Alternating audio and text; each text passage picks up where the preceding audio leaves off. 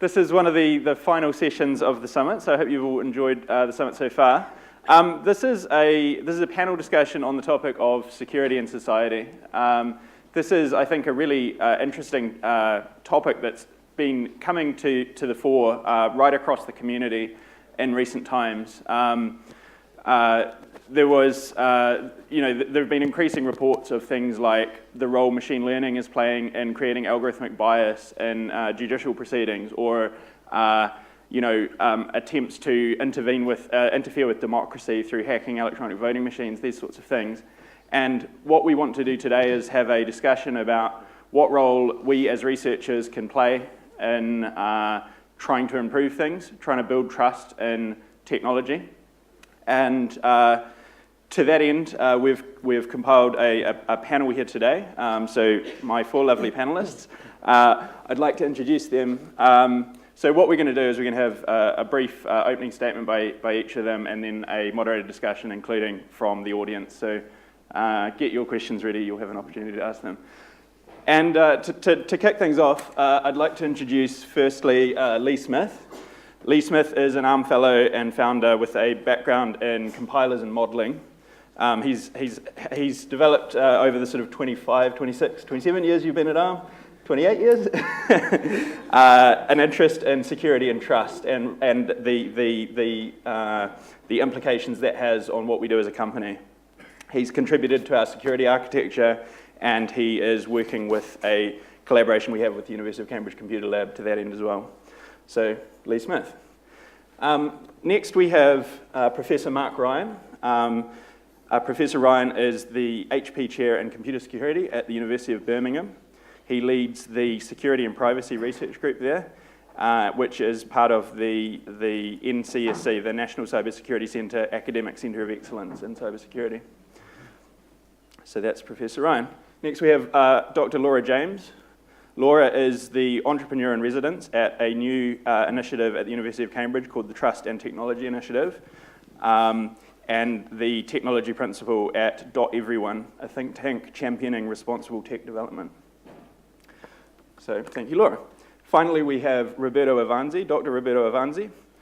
Roberto is a security architect and resident cryptographer in ARM's Architecture and Technology Group. He has a background in pure maths and cryptography, where he was formerly a professor at the Ruhr University of Bochum in Germany, and at the Qualcomm Product Security Initiative. So thank you, Roberto. So I would like to begin by asking Lee to have his opening statement. So I'd like to explore a rather mundane scenario, but it's one that illustrates the problems we face in making security usable. I'm perhaps slightly unusual in that I'm a high-tech person, and early in my career I ran IT for ARM, actually for about 5 years, till I recruited someone to do it for me. So I wasn't averse to logging into Linux and hacking a configuration file or whatever needed to be done. But I don't have a high-tech family. My wife is not a high-tech person at all. She's the polar opposite, and she doesn't do passwords or anything like that. Now, she's probably representative of the majority of the population. Now, think about this. If we want to build an Internet of Things that works for everybody, inclusively, then we have to include the 50% of the population or more who can't do security as we conceive it as sysadmins and technologists. So the scenario I began to think through, I think 3 or 4 years ago, was I want to replace the light bulbs in my house, the dumb light bulbs, with high-tech ones, and I don't want to contribute to the Mirai botnet in doing so. So what's the scenario? I go down to the local shop and I buy my high-tech light bulb, or maybe I get it from Amazon. At that point, it's a passive generic light bulb, and it can go into anybody's home network. I bring it home. It has to be introduced somehow to my home router. oh, and by the way, that had better be done without passwords or any fuff and kerfuffle like that. I just need to wave it in front of the home router, and then I plug it in, and then it works as a smart light bulb. That's the security challenge we need to face. So somehow the home router has to recognize this thing. Well, physical proximity is a great way of establishing trust. I brought this thing into the house, so I trust it as owner of the home router. Somehow the home router has to recognize me. Well, maybe it could do that with video. It knows that, you know, like a dog, I reward it, I give it treats, I give it electricity primarily. That's the way we feed and reward our home hubs. But there has to be some kind of human notion of how we establish trust and build trust between entities that goes beyond simple cryptographic protocols and fragile things like passwords and fingerprints. So somehow we've established trust. The home network agrees to drive this thing and obey my voice commands. The rest of it, I plug it in. All's well till later that night, shop's closed, I get a phone call from my mother-in-law. My light bulb's gone out. Right, what do? Well, actually, I have a spare one. I unplug the least used light bulb, smart light bulb in my house. I run down to my mother-in-law's house a mile away. Somehow I have to undo all of that trust relationship with my house, re-establish it with my mother-in-law's house, possibly in the middle of the night, ideally with no more delay than if it was a dumb light bulb. Plug it in and it just has to work for my mother-in-law. Now, I think it's a very mundane scenario. It works perfectly with dumb light bulbs. We need to make it work with smart light bulbs. That, I think, illustrates a lot of the trust and security problems we need to solve as an industry if we want to get to 1 trillion connected devices and not have the world collapse in the kind of chaos that we saw illustrated, I think, with a lovely picture of traffic in a large city this morning in the HPC session. Thank you, Lee. Mark. Thanks. So I very much like the title of this panel, Security and Society, because it seems to me that we have to take a societal perspective on security. In security, there are many stakeholders. There are the companies that make products, like the IoT products that Lee was talking about. There are service providers and platform providers like Google and Facebook and so on. Then, of course, there are users like us. There are governments. And the issue, as I see it, is that the requirements of these different stakeholders don't align. My security requirements are not the same as Apple's or Google's or the UK government's. And that's something that I don't think we're fully facing up to. And the question is, how should we resolve that tension between these different sets of security requirements? Because if you look back at the questions that we had, that you mentioned as the panel questions, many of them seem to underlie that tension. Another question that interests me a lot is, what kind of intrusions by the state should we allow in person-to-person communications? It's an issue, I know, that goes back 20 or 30 years, but it's one that refuses to go away. I mean, just very recently, last year I think it was, we had the Investigatory Powers Act.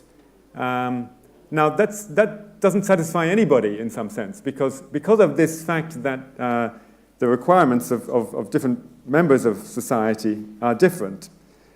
How can we reduce bullying and hate speech on Facebook and Twitter? How can we prevent radicalization and disenfranchisement through the internet? How can we reduce or avoid unwanted bias in the news that we consume? All of these questions kind of draw on this tension. So I want to just mention 3 kind of things that I think that we could do as a society to help resolve these. And the first one is the kind of obvious one, and I won't spend too much time on it. It's simply promoting within society a discussion about what compromises were prepared to make, these different stakeholders are prepared to make in order to kind of achieve society's interest rather than the interest of any particular stakeholder. But the second, from a more technological perspective, the second idea I want to promote as something that we should have on our research agenda is building systems that offer transparency and verifiable transparency. How can we enable people to understand what are the data flows about them, the data flows that inform decisions that computers are taking about them?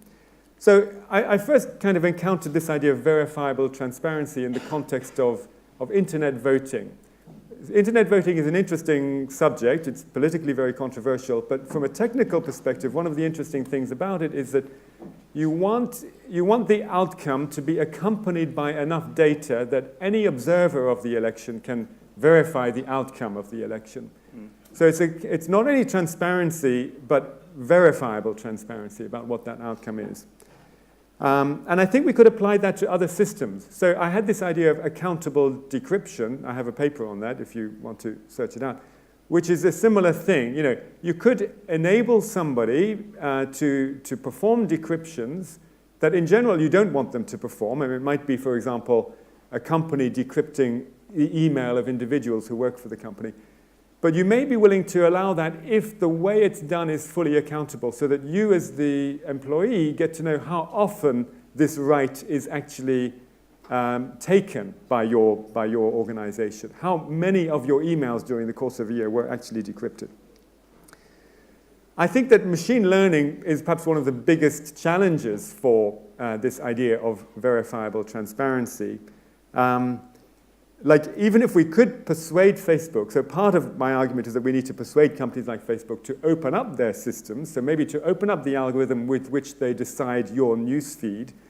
But if they're using machine learning as the basis, which of course they are, to decide what your newsfeed is, it's technically very difficult for them to give explanations to people about why this or that item appeared in their newsfeed and what are the underlying principles that govern that. So I think it's a great idea, but it can be technically difficult to achieve. Now, as my third and final point about how we could achieve this kind of thing, I want to talk about hardware roots of trust. Things like trusted execution environments, the Intel SGX, for example, or ARM Trust Zone, or the kind of older version of that, the TPM, which of course is not a trusted execution environment. It's a dumber platform in some sense. And I kind of just want to contrast that with there seems to me to be two ways of achieving this verifiable transparency. One is through cryptography alone, through systems like fully homomorphic encryption or secure multi-party computation, functional encryption. And there's been decades of work on that, and it's very interesting, but it seems to me it's very hard to get the objectives aligned with the objectives of society, because those things are very brittle, those pieces of cryptography. And while they do give you the sorts of compromises that often we may want to have, well, they're similar in sort, but they're not similar in detail a lot of the time. So my hope is that hardware roots of trust could be a better mechanism for achieving that. Now, I know that Intel SGX, like hardware roots of trust are really hard to achieve, and I think the best way of illustrating that is just to look at the history of Intel SGX over the last year or two. It's awful. I mean, I think it's just been proved to be a kind of non-starter, and the designers of that have to go back to the drawing board and start again. But I think that's just, you know, a hiccup, if you like. I'm hopeful that in the end we could design hardware roots of trust that would enable us to provide the means to achieve some of the compromises that I believe we have to achieve if we're going to take this truly societal perspective on security. Thank you, Mark. Laura. So I feel like I should have a disclaimer because I'm an engineer and I feel like I'm sitting on this panel representing society when everyone else is talking about security. Normally when I sit on tech and society panels, I'm the token technologist. So this is very strange. But I've always cared about how high-tech systems go out into the world and the impact they have and the complexity that brings. And it's actually only been in recent years that I figured out the complexity is much greater than even I'd appreciated. It's much more than thinking about the individual user needs that Lee talked about. thinking at a more societal or community level is comparatively more difficult than even thinking about users. At .everyone, we did a representative survey of the UK earlier this year looking at attitudes to the internet. And we found that although people are actually pretty bullish, they're very happy that the internet has improved their lives as individuals, they think it's had a negative impact on society overall. And that's just the UK. There are many societies in the world, and their attitudes to technology change over time. Technology isn't neutral.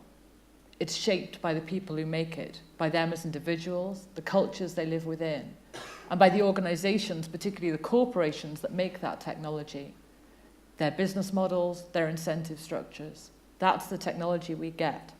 And we're starting to see where yesterday's business models and incentive structures take us with the big tech backlash that's been hitting mainstream attention over the last year, concerns about Facebook and Twitter that we've already heard about, and so on. A lot of that seems centered on consumer issues to do with privacy and personal data, but really it's about power and the power these large corporations have over everyday people's lives around the world.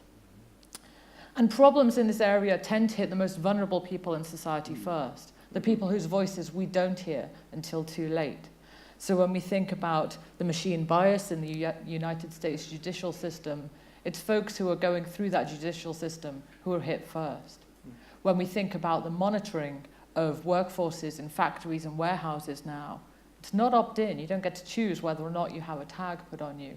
It's the lowest class of workers who get that, who end up wearing nappies because they can't afford to take a restroom break because they're being monitored for performance all the time.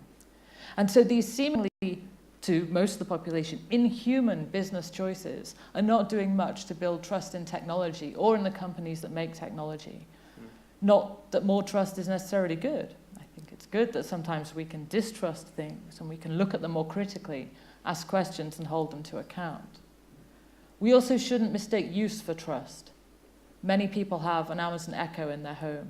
I was at an event last year where pretty much everyone in the audience believed that Amazon Echoes are permanently listening, recording everything that's said and sending it back to Amazon. Now, we can laugh, but you have to wonder how you would actually go about demonstrating to a member of the public that that might not be the case if you believe it's not. But here's the thing. Many of them still had Echoes. They were using it, but they didn't trust it. It was like an uninvited guest in their home. And trust is nuanced and contextual. You know, I file my taxes on a government website. It doesn't mean I trust that website. And we've been lucky that the big scandals that have hit in the last few years haven't been about security or safety. Because I think those are issues that when they come down the tracks, the impact will be far greater than what we've seen, where it's really just been quite abstract ideas of personal data that have been out there. I think resilience and systemic resilience is something that we all need to be thinking harder about. But it is hard because the market doesn't reward security. This is the point made by the previous panelists. And so we're going to need some other change, probably policy change, which is difficult because policy rarely seems to move at the speed of technology. Now, we could make an argument that technology might be moving too fast for society, and maybe we should slow down a little bit. But I think there's hope. There's some new ideas around governance and accountability systems that start to be more adaptive, more real-time, new ideas for how we can do regulation better for the internet age. At the same time, I think to bring it back, this is all about people. People really matter. Our visions of the connected future are based on the science fiction that we have all been exposed to. And we can see utopias and dystopias both out there. And I think we need to think about how we can bring more diverse voices into that science fiction and into the conversation about technology development, how it's made, how it's looked after. Because it's only by having conversations with people who are not technologists, frankly, people who are not in this room, social scientists, ethnographers, and many more, that we'll actually be able to think about how we can design technology that doesn't have quite so many negative consequences as the technology we seem to have today. Just to comment, I know this is ARM. 1 trillion devices, ARM might want that, but does the world want that? It's a good question, That is right? a good question. And so I think we need to think if we can work more inclusively with broader society and communities where our technology will be deployed and who'll be involved in making that technology and managing it and operating it as well. Think of call center workers and people who are involved on assembly lines a long way away. Then we'll start to have technology that actually serves the needs of the societies, communities, and people in the world tomorrow, the things that they need and want, not just the things that tech companies want. Thank you, Laura. Roberto? So my friends and my colleagues know that I like to solve twisty puzzles like Rubik's Cube and many variants. And somehow people say, well, I mean, technology might be like this. I disagree. I believe technology is not about making cool stuff or solving interesting intellectual challenges. I believe that the right objectives are always humanistic and environmental. Use technology to improve the quality of life of as many people as possible, to try to be gentle on the resources of the only planet we have. So why do I do cryptography, security, and architecture? Well, because I have a very specific background and experience, and these are fields where I can use my knowledge and creativity, and I can do my tiny bit towards the objectives I mentioned before. In particular, I want to make sure that my son and his generation will get in their hands more reliable, secure devices, as Lee said, also usable, because it is about people, as Laura said, and less power consuming. We are at a crossroad. IoT can make our life better in so many ways we can't even think at the moment. But it could also turn society into an Orwellian surveillance dystopia, and also increase the disparity between the rich and the poor by making energy very scant. So for me, working in this area, and I think it should be for all of us, is a duty to our own species. So you will notice that this is a political statement. Yes, it is. Anything we do, and not only in technology, is political, whether we are aware of it or not. So if you're not aware of the political implications of your day job, I frankly suggest you to do something else. Because I'm talking about awareness here, not of your political inclinations, which may be different from mine, and I'm fine with it. So ARM is a great place to do work that may positively impact as many billions of people as possible. But it is a corporation, and its goal is to make a profit. So we need a push in the right direction, also as a company, from below, from the customers, and regulation must also be expressed by coming from the outside and from the above. We need more targeted education to increase awareness of people, of common people, in privacy and security. Corporations need to be made responsible for their efforts and punished for their lack thereof. Breaching trust should not be rewarded just with a slap on the wrist. I believe that corporations that are engaged in these, though, will be rewarded, and they will be rewarded well in the longer term. So for me, this education effort starts right here where I work. Thank you, Roberto. I'd like to start by asking one question to Mark, to a point you made. You talked about trust and compromise. Mm-hmm. To what extent do you think trust actually requires compromise? Well, I think society requires compromise, because I think that society is made of individuals and corporations and organizations, and they have different goals. Mm. And to make society work, we have to find compromises in order to... But does trust require... I don't think trust particularly... trust is difficult. So there's many different meanings of trust, of course. Right. I think the best way to achieve trust is through transparency. And that's one of the things that was underlying what I was saying, that, you know, where you are going to have systems that have power over you, you know, that consume your data and could abuse it, what you'd like is that you understand the way those systems are working, so that if you do choose to engage with them, you know what the consequences are. Mm. I think in an everyday sense, everyday trust does involve compromise. You know, when I decide to trust a payment terminal in a shop, you know, I'm making mental compromises based, for example, on the extent to which I trust the credit card companies. Mm-hmm. Yeah, I think that's right. You're making judgments about how much to trust in the context and given the information you have. Yes, and you're absolutely right. I think you said earlier, it's all very contextual. To the point about transparency, one of the topics that came up in the panel that we had on Monday, that Lee was on, was the challenge of how do we actually measure or quantify the security that exists in our systems? Do you think that's required or desirable in terms of achieving transparency and accountability? And do you think we have a hope of achieving it? So I do think it's required and desirable. As to whether we have a hope of achieving it, I agree that that's a very big question. I mean, so one of the things that I'm interested in working on is explanation in machine learning, and the idea that well, everybody, I guess, knows what that means. I mean, it means that when the computer says no, to kind of quote the little Britain sketch, it's kind of able to give you a reason that it said no, and that reason has to be understandable, and that somebody could kind of reproduce the computation that it went to. Now, maybe not in detail, but understand the reason that it came to that decision.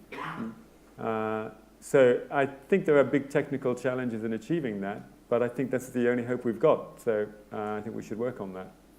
Excellent. I don't hold out so much hope for transparency, I should say. Yes, there was a question from down there. I'm going to hold off on it, if that's all right. We'll come back to you. I'd like to pick up on a point you made, Laura, which is on, is technology value neutral? Indeed, you said it is not. At Usenix Security this year, there was a great keynote. This is an academic computer security conference, and I think it was Baltimore this year. Great keynote by James Mickens, who's a sort of academic/comedian, a very, very special individual. And he had a slide entitled The Technological Manifest Destiny, and the three assumptions that underlie it. One, that technology is value neutral. Two, that therefore, because it is beneficial to some members in society, we should deploy it as fast as possible without thinking too hard. And three, that history is generally uninteresting. What do you think about that? I thought it was a great keynote. Do check it out on YouTube. Yeah, I agree. Technology isn't value neutral, and we do need to think about the past as well as the future. We've walked into a number of problems with the technology we've got already. We may not all in this room agree that they're problems, but if other people in society see them as problems, that's a problem for the people who are developing technology. I think, yeah, so it was a good keynote, raised some really important points. How do we learn from history, and how do we think not just about the immediate effects of our technologies on the world, but the longer term effects as well? You also made the point that maybe as an industry, or that technology in general is maybe moving faster than societies can keep up with. I think this is almost self-evident. What do you think we should do concretely? I mean, should we just all go home at lunchtime and stop trying so hard, or what? Well, if there was an answer to that, it would be, we could all go home. I think there's some more interesting conversations to have. I think we need to start talking about the way that we do design and maintain technology. And as you say, have a conversation with the wider society as well to think about, well, what's acceptable. I don't think there's going to be a single answer. Different countries, different communities will have different answers to this, and it'll be interesting to see how, in a more seemingly borderless world of the internet, how that actually plays out, although as many of us are more aware, the internet does in fact have quite severe borders depending on where you are. It's not quite as much of a global communications network as we once dreamt it would be. I think there will be more looking at different business models and different ownership models for technology. The Silicon Valley model doesn't look so hot right now for society overall. We'll see where that goes in the next 5 to 10 years. I'm very interested in how we can look at different models, commons and public sector models, for instance, which will give us different ways to operate technology. And I think we'll see some novel ideas being experimented with, whether or not they all succeed in the next 5 years or so. I think the corporation is an interesting entity as well. Not just tech corporations, but in general. Corporations run society today. They have an agency that people do not seem to have. And there's some really interesting research going on here in Cambridge by David Runciman and others looking at that and how that plays out. The idea of corporates that are serving ends that are maybe or maybe not transparent, maybe or maybe not what we as societies might want. One issue that's come up in the press a lot in the last year, and I think at least some of you have actually worked on this problem, is the question of law enforcement access to encrypted data. This is a very politically charged issue, and I think it's been cast in the popular media as a dichotomy between the cryptographers and the politicians who are sort of opposing each other. As a cryptographer, what do you think about that, Roberta? Well, again, it's about education. So what we observe as engaged cryptographers is that one government says, hey, we should mandate some kind of backdoor to help law enforcement. And then they talk with their counselors at some point, and they start talking to some crypto professors, and they silently abandon the idea. Then there are new elections, the new government comes, they have again the same idea. So it's mostly about a problem of education. So mathematics is not something that you can decide by political will. So just as you can't vote that pi is equal to 3 or 2 plus 2 makes 5, you can't create a backdoored system that is secure. Because there will be some backdoor that is, maybe at the beginning it's only known to a few people, but then it will be known to everybody at some point. So I think, as I also said in my statement, education is very important. It should be done in a humble way, so probably not the right person to start these efforts, but it should be done. And of course, there is this kind of moral dilemma. Yes, but having backdoors would help us catch bad people. So we have to find a way in the political discourse to make people realize that compromising the data of billions of people against what is honestly, sincerely, a very minor impact by a few bad people is to be taken seriously. And of course somebody will tell you, yes, but there are lives at stake. And I know I can't solve this conundrum here. We just have to decide, okay, you risk to destroy society as we know it at the moment. So that's the price you risk to pay.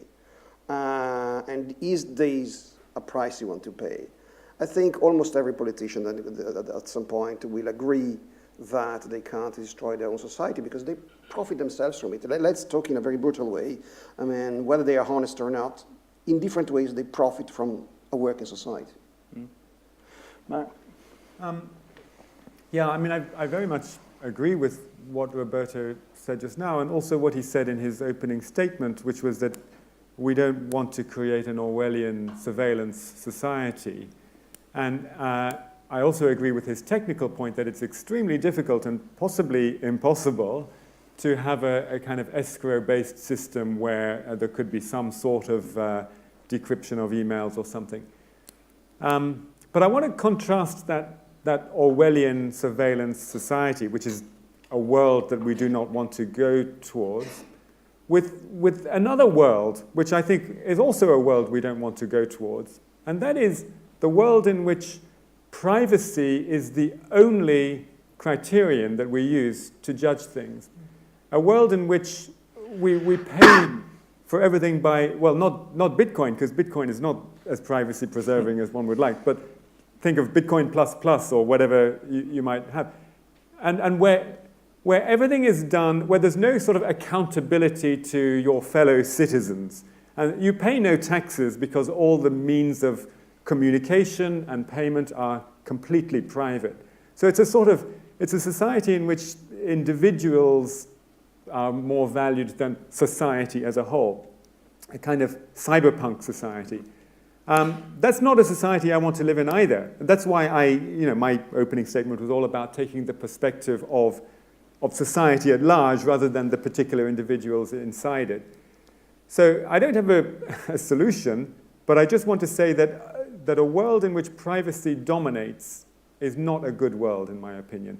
Some kind of compromise between my individual need for privacy and kind of more broad societal needs is necessary to achieve. I'd like to take the question that Hannes was just begging Sorry for being so pushy. Sure.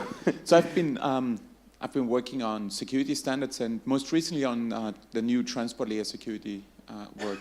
And there was a huge tension between people from the government who were pushing, and basically this follows up nicely what you have been just talking about, some form of weaker encryption.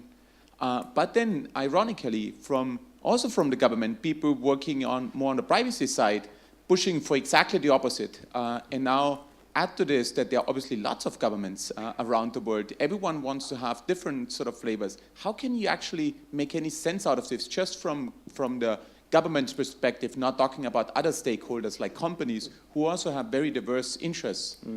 Some, like Google, prefer end-to-end security. Others sell firewalls. They want to intercept stuff in the middle. how can you actually ever come up with a reasonable solution if you try to be sort of all-inclusive? Who wants to take that? Can I just add one thing? I mean, I just want to make the point that weak encryption is a disaster, right? I mean, it doesn't give anybody what they want. It doesn't give the people encrypting what they want because it's weak, but it doesn't give society what it wants because it allows just people who happen to have large resources to make the decryptions. So it isn't, and it doesn't give any accountability. So I'm certainly not advocating weakening encryption in order for governments to be able to intercept stuff. Yeah, they may do, and they're wrong to in my opinion. I mean, I just wanted to distance myself from that from that perspective. I mean, it seems to me that if we did have any kind of intercept capability, it would have to have high degrees of accountability. And then you might raise the question, how would we achieve that? And I absolutely agree, that's extremely hard to achieve. But maybe through hardware anchors or distributed trust or something, maybe these ways are ways in which it can be done. Simon? I'm just wondering how we could, changing tack a little bit, how do we help people make informed choices about how they use technology and, and what they desire, if you like? And if we take an analogy with the automotive business, there's been an enormous push over several decades now to improve safety, but fundamentally, a lot of the safety in cars increases cost, reduces fuel economy, the cars weigh more, and yet that's become desirable. And I think, if you went back to the 1960s, it was a very hard sell. And I wonder whether we're going to be going through a similar thing in, providing better devices for society. How do we somehow create markets for better technology and allow consumers to make informed choices? That's a great point. Do any of you want to speak to that? I guess I have a couple of thoughts. So one is not about the consumers, because consumers have busy lives. I think we often place a lot of burden on consumers to learn all these new things, to understand these complex things. That's just not realistic for a lot of people in the world today. Great if you've got time and energy, but not for everyone else. So I think we need to be a bit more reflectful on the fact that that's not reality for people with busy, complicated lives. But I think there is something about education which we can do, which is actually to educate the leaders who are making decisions about what technology to procure, to sell, and so on, to commission. And that means leaders in tech businesses, but more specifically, it means leaders in non-tech businesses, in the public sector, and in government. They need more digital understanding. This also comes back to the point about how we can have conversations about, do we have backdoors in our technology? If we have leaders who have enough digital understanding that they can actually have a conversation, they don't have to be cryptographers. They need to understand the basics enough to have a conversation, to know what questions to ask. I think that's really promising. And that's something that tech companies can be helping with as well, contributing to how we can start to build up that digital capability in leadership across the board. Also, to add one thing, I talk a lot about educating, and this thing should start actually from the schools as well. So there was last week, I was at a panel when the moderator asked a question also to the audience. You go to a shop and then there are two little cameras. One costs £50, the other one costs £100, and they have the same technical characteristic, but the second one is a sticker secure. And which one would you buy? And I said, well, I would buy the £50 one, because if they don't define what they mean by security, it's just a label. So it's very difficult to convey what it means to have privacy, what it means to be secure. Does it mean that it has a Wi-Fi connection or an internet connection to your computer? You can pair them, but it's end-to-end. Or it goes first to a server somewhere in China, and then it goes back. And it should be part of civic education at schools. At least what these things are about. And not necessarily what they should choose. People should have their own ideas, their own political ideas, and abide by these. They should form their informed opinion. And again, as what usually see in politics, usually politicians don't like voters to have informed opinions. If something would, okay, probably it's the wrong place to say it. But I mean, it seems that It's a big problem, but we should push for this and never surrender. Then people make their own decision, might be something we don't like, but at least they know what's at stake. But democracy isn't based on informed opinion. It's based on all opinions being equal, however uninformed or informed they might happen to be. You know, it's, if we claim to live in a democratic society, that's just something we have to accept, that the uninformed have the same rights as everybody else. I'm not sure we can solve that particular problem here. So I'd like to go to the audience again. I think we had one question up here first. Yeah, just one question. You said that we need to understand how our data can be used to underpin trust to the system that is using it. So do you think that's even possible at the moment with machine learning enabling so many different ways of correlating and interpreting data? And would that even be possible for the average person when we that work on machine learning haven't even uncovered yet all the possible ways that this can happen? But I think we could enforce that on society through regulation. We could require that you're only allowed to deploy these systems if they can provide the kind of transparency that's been talked about. And that wouldn't bring progress crashing to a halt, but it would moderate the pace, and it would ensure that desirable outcomes were achieved before you get to 1 trillion devices in a completely uncontrolled way. So one little piece of transparency that I'd love to have, and it seems to be a relatively achievable thing. It's a dashboard on your home router where you get to see, for example, how often is Amazon Alexa uploading stuff. I mean, I had a conversation with my neighbor the other day where he asked me, could it be that my Google phone is listening to conversation all the time? Because I had this experience, and I'm sure a lot of you have heard this one. He said, I've had the experience where I mentioned something in conversation, and I never typed that or put it on the internet in any way, and yet Google starts serving me adverts based on that. So could it be that they're listening to me all the time?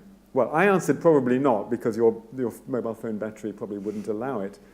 But it does seem to me that if you had a dashboard on your router where you could see how much data is being uploaded by your thermostat, I mean, you expect that just to be a few bytes, right? And if it turns out to be megabytes, then then it's spying on you. So that's a simple piece of transparency that could go a long way, it seems to me. But then the challenge is, how do you do that in a usable way so that consumers aren't just overwhelmed with just lots of data that they can't make any sense of? So by transparency, I think you answered your own question, right, which is that even experts don't want to deal with the information, right? How many of us here actually do check our home routers, right? You can log in and get that data today. You can run network monitors. People don't, right? That's not the human experience. But transparency only takes us so far. We know lots of things about the world that are really dreadful, but we don't do anything about them. And I think already we see, we have more rights to transparency and explainability than we had, at least in Europe. We have GDPR, which gives us a certain set of rights that we didn't have before. Quite constrained, but still nonetheless they're there. But actually what matters is accountability. You can know all you want about how Facebook is, fiddling with your newsfeed or whatever, but if you can't do anything about it, it's moot. Right. So it's that right to accountability, the ability to hold something to account that matters way more than any degree of transparency. And I think this is my personal opinion, but I am way more interested in being able to get an expert to audit something, even if it's not transparent, than I am a whole load of information that I can't parse being available. So transparency isn't a be-all and end-all for everything. I think other sectors have found that out, and perhaps tech should go learn a little bit from other spaces where transparency has been a tool, because it doesn't always deliver what people want. Yeah, I think what I was trying to say, is what the word you added is explainability. So by transparency, we should mean transparent in a way that the average person that's not able to be able to understand what is actually happening. And unfortunately, in some cases, when some things happen due to a misuse of data, they have long-term effects. For example, elections. Your credit rating. I think we had one here. Yeah. So when I go to the supermarket and buy like orange juice or something, I can see this traffic light system of how much sugar it has, how much carbohydrates, saturated fat, and things like that. If something like that existed for electrical products and it had a traffic light system for security that people could easily understand, what would those categories be? Do you think something like that would be possible, or is this just like a non-starter? As Roberto said, security is just a label. Whose security are you talking about? Mine, or the company who's made it, or the service provider, or who? I think it would have to be quite nuanced. And security isn't a local property. You know, it's a global property of a bigger system. So I get my device, and you can only really talk about security in the context of your whole home network when I introduce this device into it. The individual device could be as secure as you like, but that wouldn't stop it being hacked if my home network is insecure and my device trusts my home network. I mean, I didn't say it's a label. It's marketed as a label, and that's the problem. It's a business decision. So, but that's the problem. When it starts when it's presented as a label, there is no oversimplification, and we're going nowhere from there. But if we're talking about traffic light labeling, we're talking about consumer IoT products, so not other things. Yes. And there we have to acknowledge that security is a compromise. There is no perfect security that perhaps Lee would have. So if we're talking about compromise, people have been working on that for several years now. I would recommend you check out Mozilla's work on IoT Trustmark. They'll be at MozFest next month in London presenting, I'm sure. And there's also IoTmark.org, which is a grassroots effort to come up with ideas for consumer-facing labeling. The other problem, of course, is that these things change.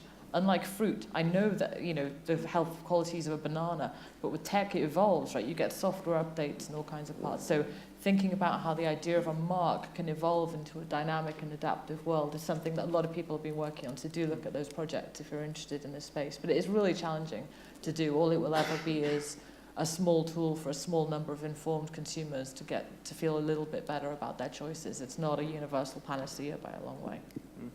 Question down here? Yeah, so I have enjoyed the conversation. I think the concern about the behavior and motivations of big companies, we've sort of chatted quite a bit about that here. But I'm more concerned about the behavior and motivations of nation states as it comes to security. You know, the theft of IP, the sort of influencing elections, and enabling the extortion, financial extortion, right, of folks. So I'm kind of curious about the panel's thoughts on, you know, how to address that. You know, we have really good, robust international laws around territorial airspace and waters, but you know, people can go in through the internet and in very invasive ways. And so, what are your sort of thoughts about what we should be doing there, or how to address that?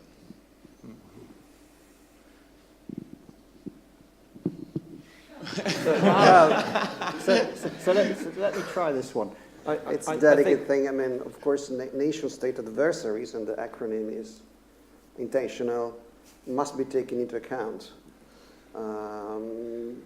Surveillance is a big other thing, I mean, but I'm responsible because I touched this topic as well.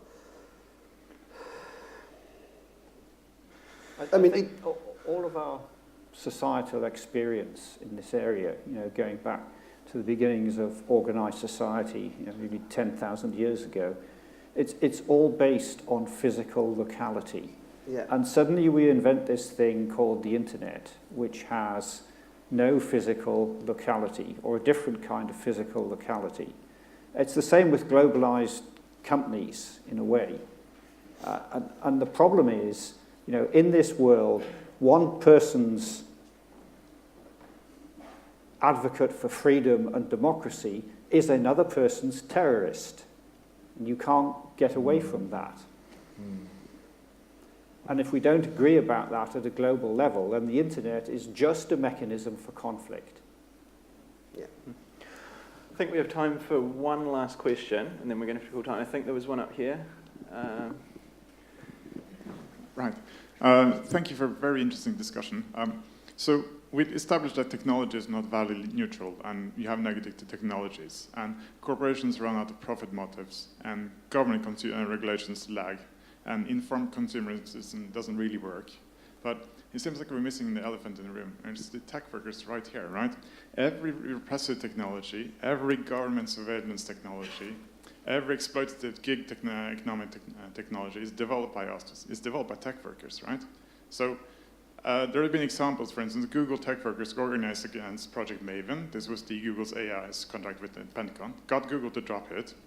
Microsoft tech workers currently organizing against to have the company drop ICE. The people catching children as a customer. What do you see as the role and potential for tech workers organized together to hold companies to account?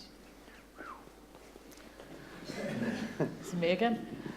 I think there's lots of potential there. You're right. Things like Maven have shown the potential here. And I think there are more groups of technologists getting together and starting to see that they do wield power, particularly in areas where technologists are valorized, like Silicon Valley and high tech more generally. We should note that's not the case across all industries. Not all industries have their software developers and so on quite held so highly. So I think it's positive. I think there's changes as well. Some of you might have seen the ACM, which has just reviewed its code of ethics. It's been a really big project. They've got a very strong code of ethics now with some really practical guidance for people who are working in research and in tech development and tools. So that's also, I couldn't get the details of this right, but the new code of ethics, I think, was used in the Maven or a recent case as part of the argument to Google to say, this is not right, and this code of ethics shows us why it's not right. So I think tools like that will help technologists exercise their power. I'm also hopeful that the next generation of technologists will be different. We all hear that millennials care about purpose, but I think it's true that the next generation does care about purpose. They'll be selecting employers, not all of them, but many of them will select employers who can show that they're working on meaningful problems, not on morally dubious areas. There will always be people who will go and work on whatever the systems are that today's cutting-edge morals suggest are perhaps less good, right? And there is a degree to which I think less socially minded employers will just find that there's always a cheaper engineer, right? If your top flight engineers say, oh, I'm not doing this, I'm off, they've got options. But not all engineers do have that sort of option, right? Some of them need to work. And so we'll see how much the power really affects things, I guess, over time. But yeah, go for it. And there's loads of codes of ethics and ethical tech groups, meetups, online chats, all that sort of stuff coming on stream. And I'm also very interested in how, with my .everyone hat, how we can do things like supporting the experience of being the technologist who blows the whistle in a company to say this activity doesn't seem quite right. Because that's really tough. Imagine sitting there and thinking, you know what, we're cutting corners on security. What are you going to do? Right? When your whole company says, we've got to cut corners on this, or we don't ship, we don't make target, we lose our investment or whatever. That's a really hard thing to deal with. It's not something that necessarily all your colleagues are going to agree with, because some of them will just want a paycheck. Will want the company to still be employing them next year. So I think questions about the support they can get to how to do that, being able to get confidential advice and that sort of thing are services that we haven't yet really developed in tech, and they'll need to come on stream, I think, in the next couple of years as well. Okay, so we are actually over time, and we're now between you and lunch. I'd just like to ask my panel if they have any final closing remarks, very, very briefly. It's been a very interesting panel. Thank you, Hugo. Yeah,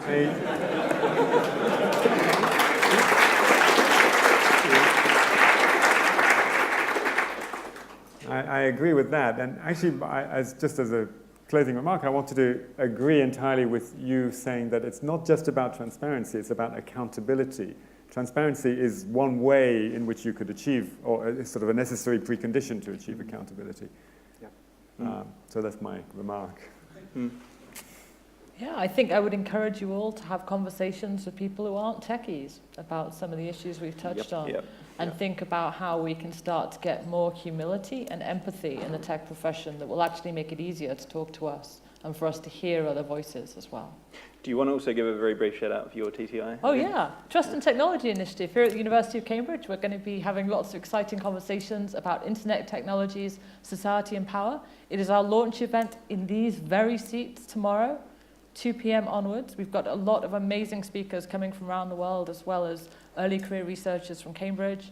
If you go to www.trusttech.cam.ac.uk, you can sign up. We'd love to see some of you there. It'll be a really exciting event, and do follow our activities in the coming months as well. Thank you. Well, I can just quote Lee from a statement. It was a nice panel. There was nice questions. So I thank actually you all for this. And I didn't say my initial words about a humanistic and environmental approach just to sound fancy or cool or Californian or whatever.